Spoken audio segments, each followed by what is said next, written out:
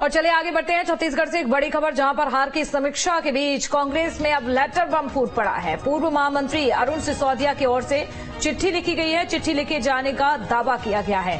कांग्रेस अध्यक्ष मल्लिकार्जुन खड़गे को ये चिट्ठी लिखी गई।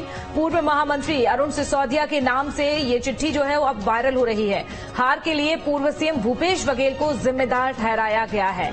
भूपेश के करीबियों समेत महंत अकबर, इसके साथ ही ताम्रध्वज साहू पर भी निशाना साधा गया है। पत्र में कहा गया है कि महंत ने भूपेश और डहरिया को निपटा दिया है। और इसी पर ज्यादा जानकारी के लिए हमारे साथ रायपुर से संवाददाता अंकुश भी जुड़ चुके हैं। अंकुश, लेटर बम देखा जा रहा है छत्तीसगढ़ की राजनीति में कांग्रेस में इस समय, और मल्लिकार्जुन खड़गे को एक पत्र लिखा जाता है। इस पत्र में क्या कुछ लिखा गया है? भूपेश बघेल की बात करें तो कितने आरोप लगे गए हैं और किसकी ओर से ये चिट्ठी लिखी गई है? अंकुश,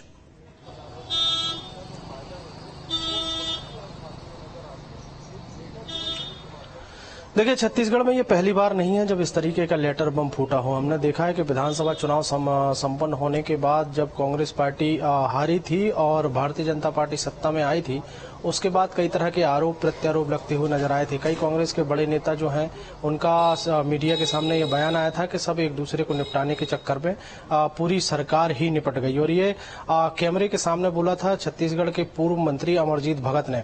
उसके बाद कई तरह की बातें सामने आई थी कि कांग्रेस पार्टी को प्रदेश स्तर पर या संगठन स्तर पर इस पर कार्रवाई करनी चाहिए, और जो भी अनर्गल बयान देता है या पार्टी विरोधी गतिविधियों में संलिप्त रहता है, उनके खिलाफ कार्रवाई होनी चाहिए। पूर्व मुख्यमंत्री भूपेश बघेल के संज्ञान में जब इस तरीके की बातें आई थी तो उन्होंने भी कई तरह की बातें कही थी। उन्होंने अपनी सफाई में कहा था कि ये जो कांग्रेस पार्टी के जितने भी लोग जो हैं वो या जो लेटर लिख रहे हैं, जो बयान दे रहे हैं, वो बीजेपी की बी टीम है। इस तरीके के आरोप लगे थे। अब अगर हम बात करें पूर्व महामंत्री अरुण सिसोदिया की, तो अरुण सिसोदिया की लड़ाई जो है वो इसके पहले भी हमने देखी है। छत्तीसगढ़ की राजनीति में उनके कई लेटर और कई बयान जो है वो तूफान मचाते हुए दिखाई दिए। और एक बार फिर से अब लोकसभा चुनाव के हार के बाद एक बार फिर से उन्होंने लेटर लिखा है। कांग्रेस पार्टी के राष्ट्रीय अध्यक्ष मल्लिकार्जुन खड़गे के नाम ये लेटर है, और उस लेटर में स्पष्ट रूप से उन्होंने पूर्व मुख्यमंत्री भूपेश बघेल को इस हार का जिम्मेदार ठहराया है। और उन्होंने इस लेटर में यह भी लिखा है कि जो कांग्रेस पार्टी के पूर्व प्रदेश अध्यक्ष रहे हैं मोहन मरकाम, उनको सरकार में रहते हुए पूर्व मुख्यमंत्री भूपेश बघेल ने काम नहीं करने दिया।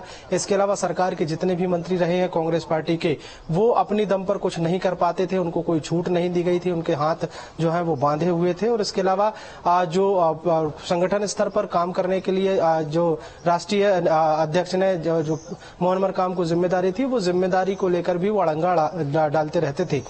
इसके अलावा वर्तमान के जो प्रदेश अध्यक्ष हैं दीपक बैज, उनके पक्ष में उन्होंने माहौल बनाने की कोशिश की है। अब ये लेटर किस तरीके क्यों लिखा गया है? क्योंकि इस हार हो चुकी है, हार की समीक्षाएं हो चुकी हैं, और समीक्षाओं के बाद अगर इस तरीके का लेटर सामने आता है तो उसका लेकिन निश्चित तौर पर अंकुश उद्देश्य तो अभी जिस तरह से आप जानकारी दे रहे हैं ये समझ में आ रहा है कि भूपेश बघेल का कद घटाने के लिए, गिराने के लिए और दीपक बैज का बढ़ाने के लिए ये चिट्ठी लिखी गई है। हालांकि अगर भूपेश बघेल की अगर बात कर ले और दीपक बैज की, तो क्या प्रतिक्रियाएं सामने आई हैं क्योंकि उनका चिट्ठी में जिक्र किया गया है?